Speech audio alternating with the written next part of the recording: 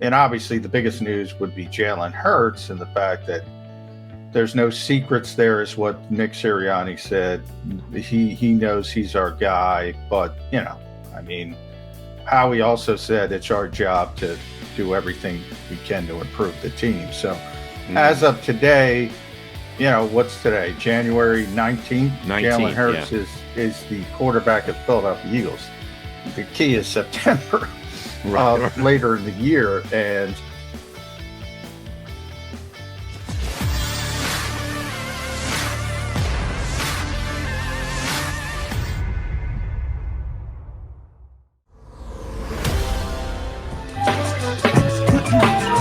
all right, welcome back to the show. Hour number 2 of the middle on a hump day.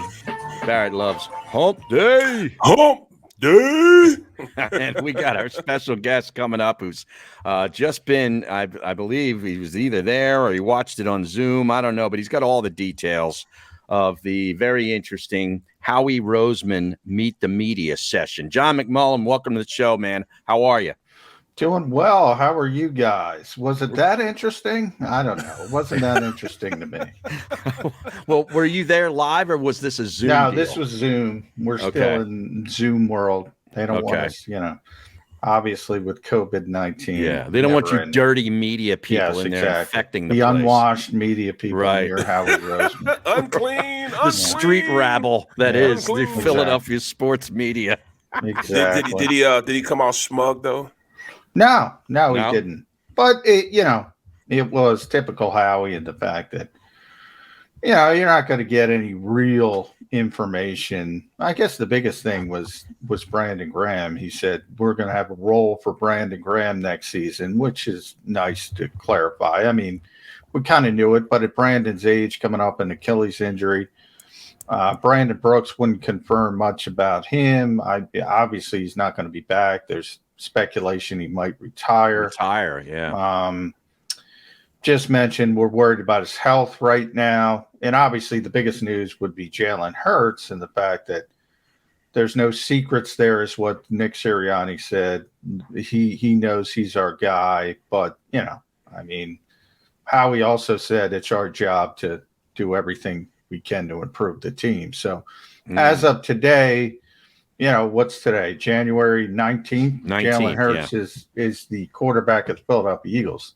The key is September, later in the year. And if things happen, and the Eagles, that's what the Eagles do. The Eagles always listen, and they'll try to get better if they can get better. If they can't, they're happy with Jalen Hurts. I never thought that was as big a problem for them as some other people thought. It's it's hard to get a superstar quarterback, but if you can get him, you're going to get him. And because of where the Eagles are, you don't always have 3 first-round picks. So if that path sort of unfurls itself, you got to take it. But it has to unfurl itself first. Would you say it's 3 guys that you will pull a trigger on? I would say Wilson, 2 because I don't consider Rodgers remotely realistic. He absolutely will not play here. He's a West Coast. If he's leaving Green Bay, he's going somewhere west. Denver would be the closest east he would go. Okay. And Watson, so it comes down to Watson and Wilson. If they could get either of them, they would get either of them. With Watson, we have the caveat of cleaning up his legal things, but that seems to finally be moving in some kind of direction. So what about Carr? Yeah, with regard to the veterans, is it just those 2, or would you have interest in some others? I don't think Derek Carr's – I think he's a good quarterback. I think he's a better quarterback than Jalen Hurts, but I think they would want the superstar quarterback, and I don't think Derek Carr hits that level. No. Okay. So if they're going to trade for a veteran, it's going to have to be a big-time veteran. Yeah. In other words. Okay. Did you get any sense as to what they may do with wide receiver as far as going out and getting a veteran in free agency? Yeah, Nick said he's happy with the wide receiver group. Oh, my God. Which is one of those things. Yeah. Okay. I mean, look, I wouldn't be adverse to blowing that whole room up as long as you got Devontae Smith out of it. Right. I mean, you could turn over the whole room and nobody's going to argue with you. Now, Quez Watkins is fine, and obviously he's on a rookie deal, so he's going to be back. Being a little facetious there, but but him as your 2 is not ideal. It's not good enough. No.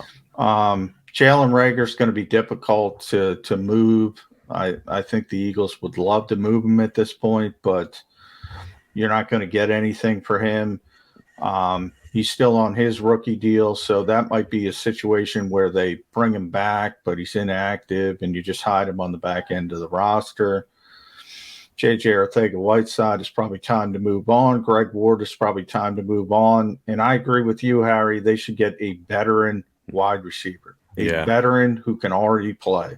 Yeah. Because somebody with size, too. I'd like a little size. Allen Robinson would be a perfect fit. I was going Christian Kirk. Kristen Kirk would work. I mean, anybody would work. Let's be honest. Williams in Los Michael Angeles. Gallup coming off a torn ACL. Maybe you can get a little bit of a deal there. Right. Because Dallas is going to have a tough time paying all those receivers. Mm-hmm. There's a lot of guys, but they have proven for whatever reason, look, this team is great at developing offensive line. They can't develop receivers. No. Devontae Smith got here as a well sort of developed, way ahead of the curve route runner. He was already refined. They have had a really, really difficult time developing receivers, and you got to get a veteran who already knows how to play. I thought that's the head coach's specialty. Yeah, well, that's why they kept the guy they had from last year. Yeah.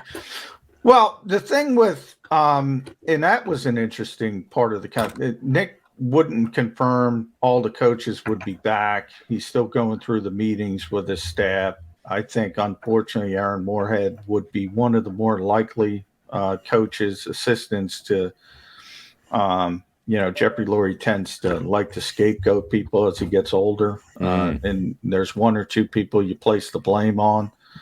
I think that might be one of the avenues they go down.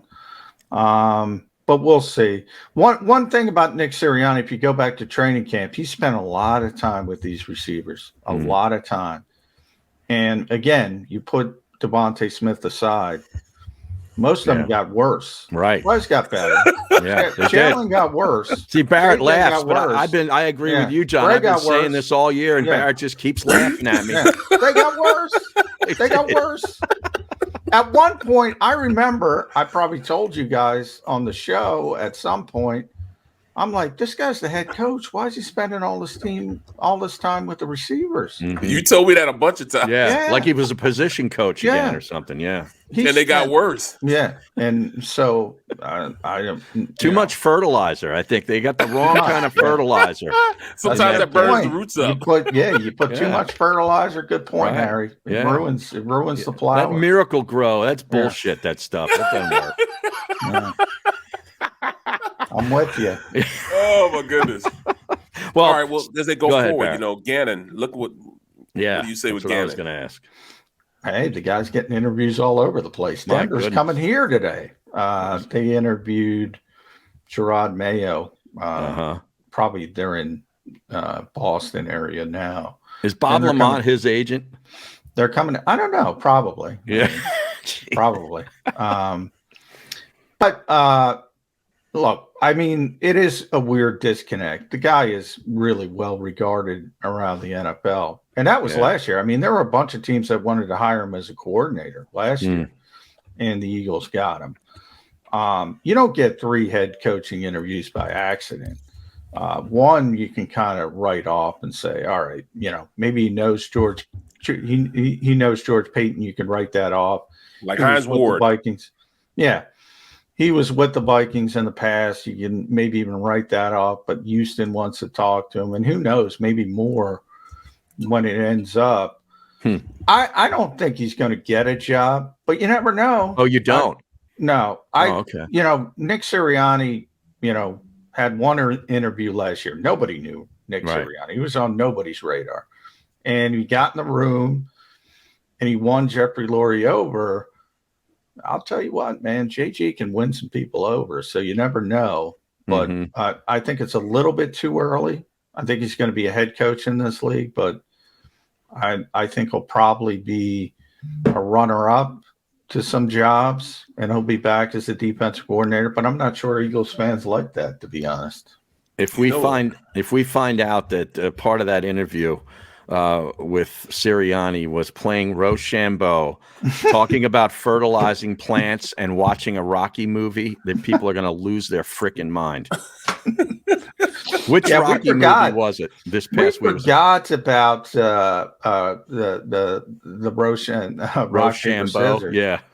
The tether ball in training camp. You forgot all this stuff. Playing horse. Didn't he play horse? He played horse. Jake Elliott wins everything. Ping pong. Right. Jake Elliott had a great season though. Right. So Aaron Cepas, not so much late. Oh man, what happened to that guy? Yeah. I don't know, man. He fell off the table. We talk about the rookie wall. He had the 29-year-old rookie wall. 29. Because he was great early, and then that sounds like a book, but I think Chris Coast wrote that book, the 33-year-old rookie, years ago. Remember that? I guess he misses wallabies and kangaroos and stuff. Yeah, maybe. Man. Can't go home to Australia. They're locked down. That's man. right. Yeah, they're locked down. They're worse than California and Canada. Yeah. Those poor Aussies, they can't go home. Maybe I know. Homesick. John, Doug Peterson, I saw your tweet last night, and we talked about it this morning. Man. Not getting a lot of love as far as the head coaching positions, which we're trying to figure it out in the first segment of the show, because you have that juxtaposed to Dan Quinn, who blew a Super Bowl spectacularly with the Falcons, and now all of a sudden, with 1 year after with Dallas, he looks like Bill Parcells, because he's got 4 or 5 interviews. I don't get it.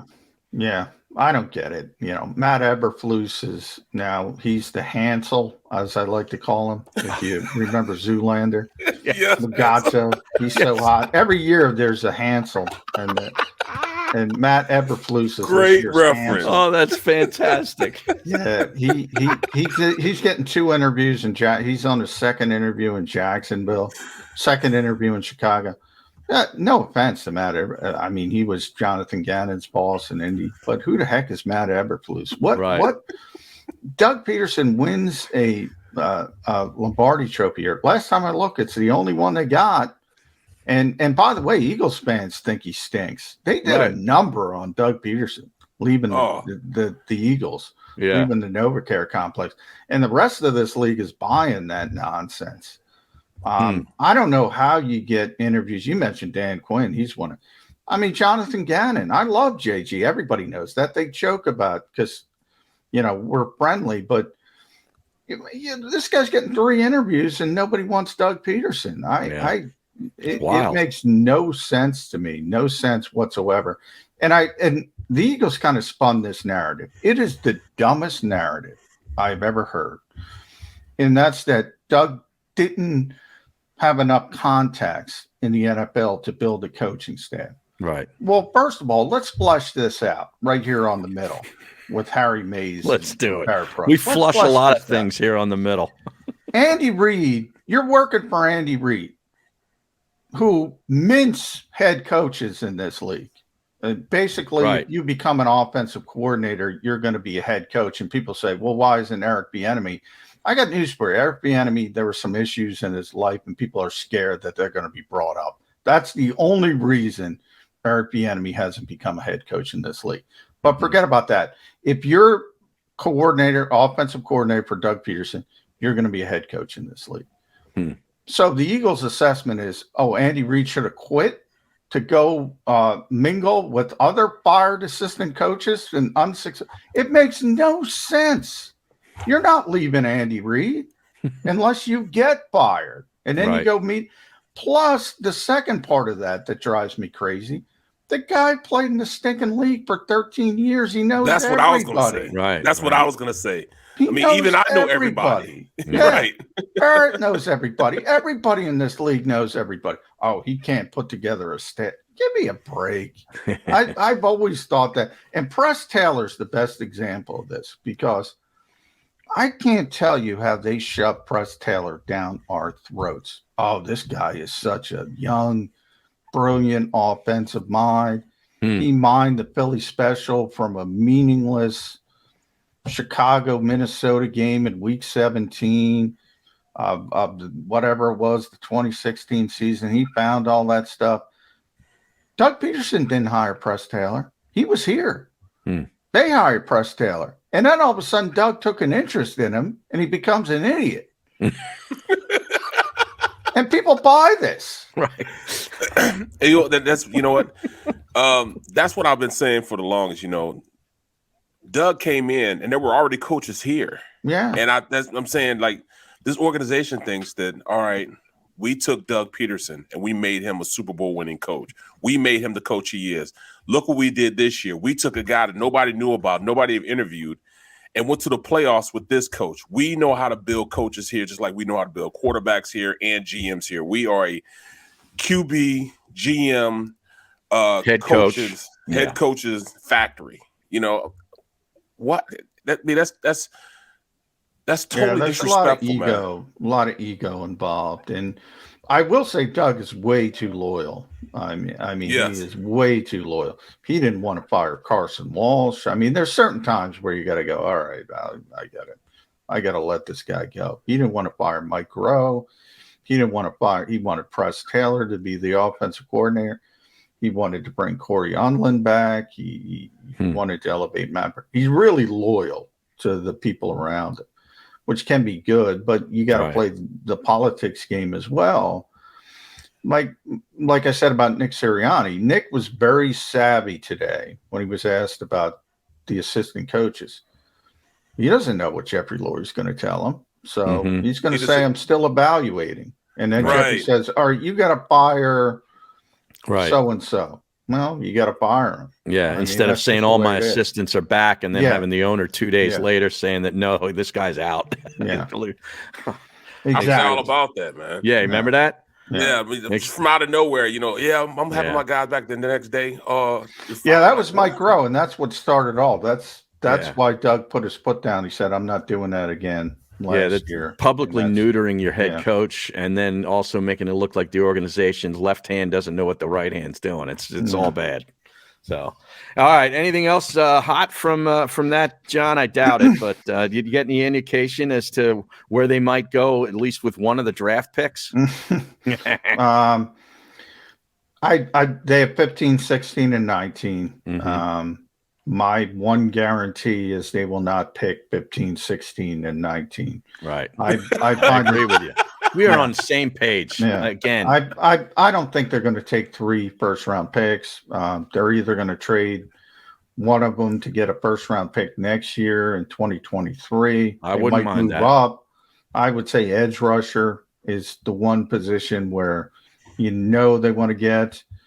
And then it's going to be interesting because they have a lot of issues on the back seven and defense, but they haven't valued that in the past. So tell Barrett they're not taking a linebacker. Don't blow my high. Don't blow my high. Please 1979, we're still talking about it. I think Jerry Robinson is like the individual 72 Miami Dolphins. Every year the draft comes around, I picture him. He pops a bottle. 1979, last all-fall linebacker. Dick Vermeil sends him a text. Yeah. Didn't he play for him at UCLA? Yeah. Mike Shira sends him a text.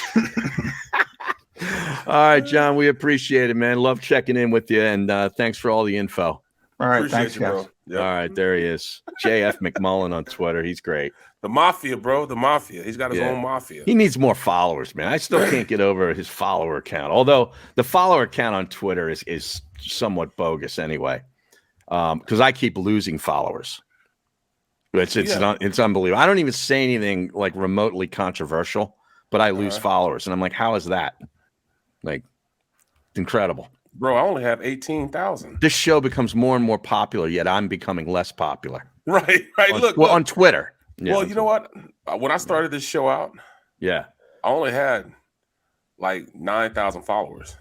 Right. So it's doubled.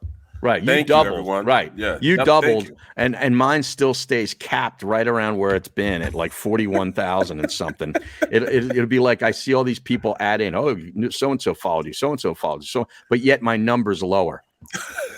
I swear to God. I sound like Aton, but I swear to God, it's true. Maybe that's the problem. Oh, look, Xander brilliant because Barrett has the check. What's that? Because I have.